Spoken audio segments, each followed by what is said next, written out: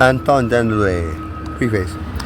This book was written because, with very few exceptions, every tract and paper, every secret grimoire, all the great works on the subject of magic are nothing more than sanctimonious fraud, guilt-ridden ramblings, and esoteric gibberish by chroniclers of magical lore unable or unwilling to present an objective view of the subject.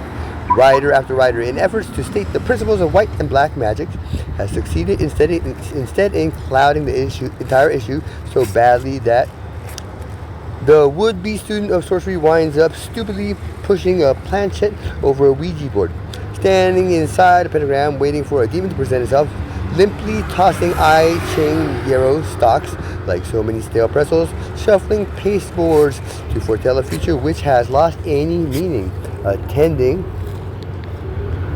seminars guaranteed to flatten his ego while doing the same to his wallet, and in general making a blithering fool of himself in the eyes of those who know. The true magus knows that occult bookshelves abound with the brittle relics of frightened minds and sterile bodies, metaphysical journals of self-deceit, and consummated rulebooks of Eastern mysticism. Far too long has the subject of satanic magic and philosophy been written down by wild-eyed journalists of the right-hand path. The old literature is the byproduct of brains festering with fear and defeat, written unknowingly for the assistance of those who really rule the earth, and who from their hellish thrones laugh with noisome mirth. The flames of hell burn brighter for the kindling supplied by these volumes of hoary misinformation and false prophecy. Herein you will find truth and fantasy. Each is necessary for the other to exist, but each must be recognized for what it is. What you see may not always please you, but you will see. Here is satanic thought from a truly satanic point of view. The Church of Satan. San Francisco, Walpurgis Knot, 1968. Prologue. The gods of the right-hand path have bickered and quarreled for an entire age of earth. Each of these deities and the respective priests and ministers have attempted to find wisdom in their own lies. The ice age of religious thought can last but a limited time in this great scheme of human existence. The gods of wisdom defiled have had their saga, and the millennium has become as reality. Each with his own divine path to paradise has accused the other of heresies and spiritual indiscretions. The ring of the Nibelungen does carry an everlasting curse, but only because those who seek it think in terms of good and evil, themselves being at all times good. The gods of the past have become as their own devils in order to live.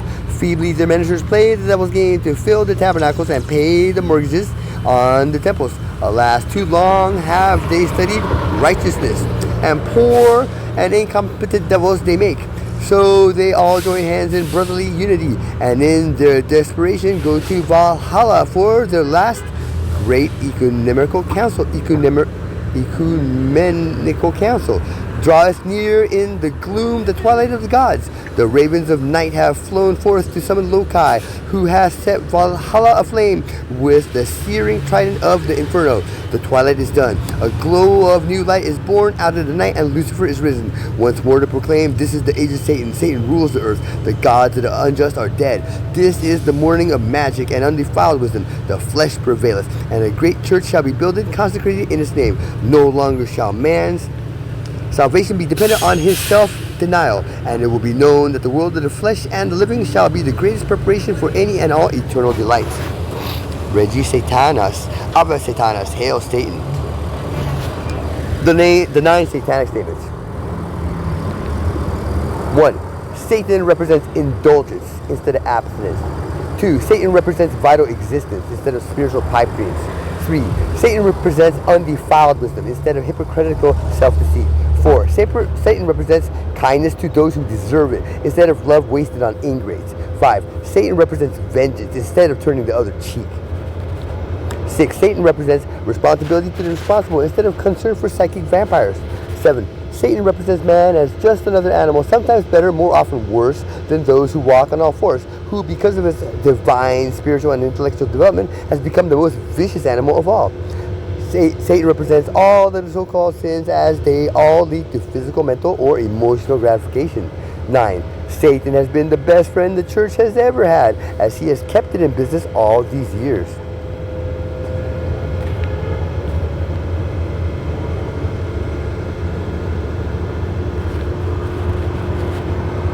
Fire, the Book of Satan, the Infernal Diatribe. The first book of the Satanic Bible is not an attempt to blaspheme as much as it is a statement of what might be termed diabolical indignation. The devil has been attacked by the men of God relentlessly and without reservation. Never has there been an opportunity short of fiction for the dark prince to speak out in the same manner as the spokesman of the Lord of the righteous. The pulpit pounders of the past have been free to define good and evil as they see fit, and have gladly smashed into oblivion all who disagree with their lies, both verbally and at times physically.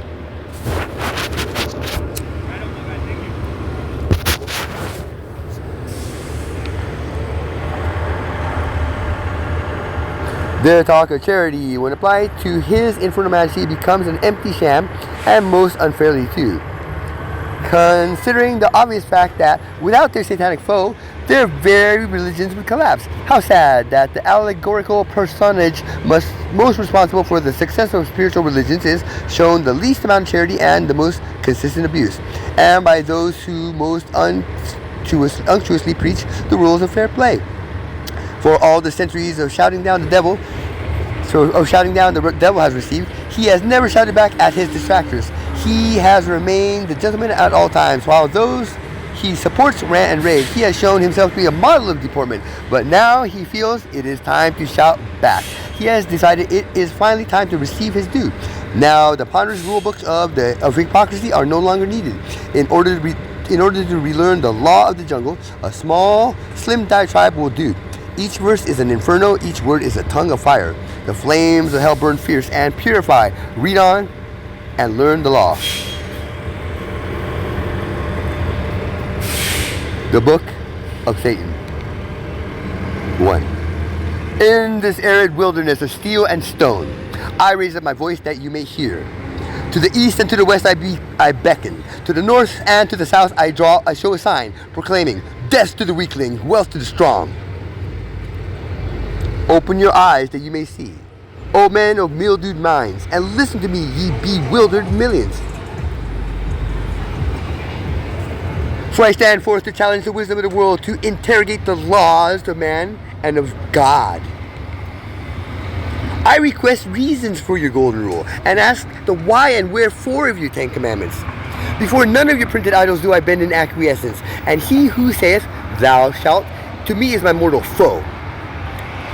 I dip my forefinger in the watery blood of your impotent mad redeemer, and write over his thorn-torn brow, the true prince of evil, the king of slaves. No hoary falsehood shall be a truth to me. No stifling dogma shall encramp my pen. I break away from all conventions that do not lead to my earthly success and happiness. I raise up in stern invasion the standard of the strong. I gaze into the glassy eye of your fearsome Jehovah and pluck him by the beard. I uplift a broad axe and split open his worm-eaten skull. I blast out the ghastly contents of philosophically whited sepulchres and laugh with sardonic wrath. 2. Behold the crucifix. What does it symbolize? Pallid incompetence hanging on a tree. I question all things. As I stand before the festering and varnished facades of your haughtiest moral dogmas, I write thereon in letters of blazing scorn, lo, and behold, all this is fraud. Gather round me, O ye death-defiant, and the earth itself shall be thine, to have and to hold. Too long the dead hand has been permitted to sterilize living thought. Too long right and wrong, good and evil have been inverted by false prophets. No creed must be accepted upon authority of a divine nature. Religions must be put to the question. No moral dogma must be taken for granted. No standard of measurement deified. There is nothing inherently sacred about moral codes. Like the wooden idols of long ago, they are the work of human hands, and what man has made, man can destroy. He that is slow to believe anything and everything is of great understanding, for belief in one false principle is the beginning of all unwisdom. The chief duty of every new age is to upraise new men to determine its liberties, to lead it toward material success, to rend the rusty padlocks and chains of dead custom that always prevent healthy expansion. Theories and ideas that may have meant life and hope and freedom for our ancestors may now mean destruction, slavery, and dishonor to us. As environments change, no human ideal standeth sure.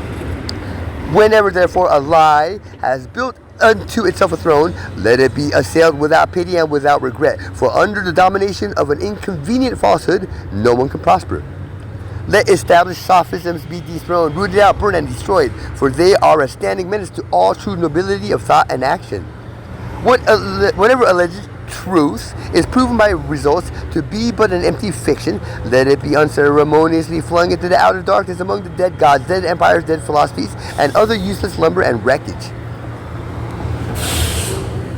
The most dangerous of all enthroned lies is the holy, the sanctified, the privileged lie. The lie everyone believes to be a model truth.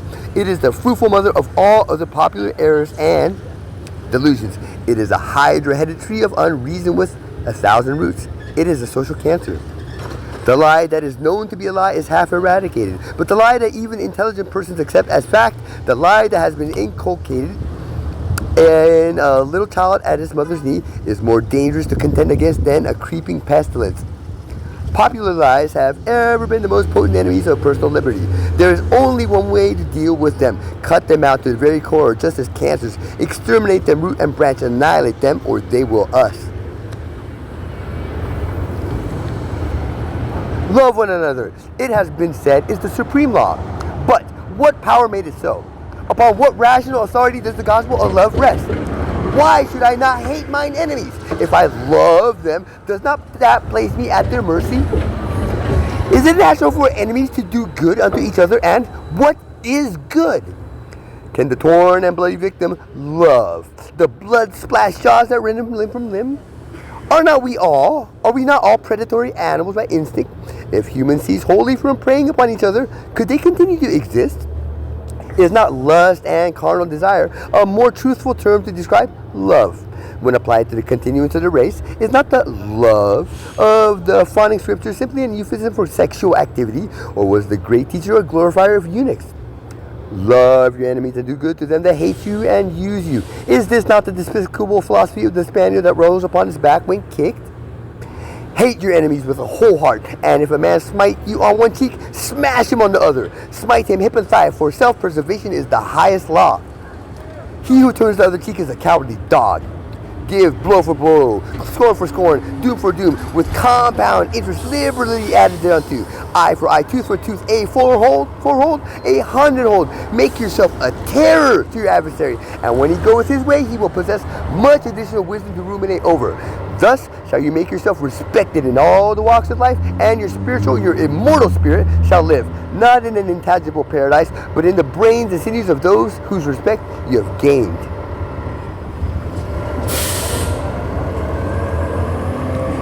Life is the great indulgence, death the great abstinence. Therefore, make the most of life, here and now.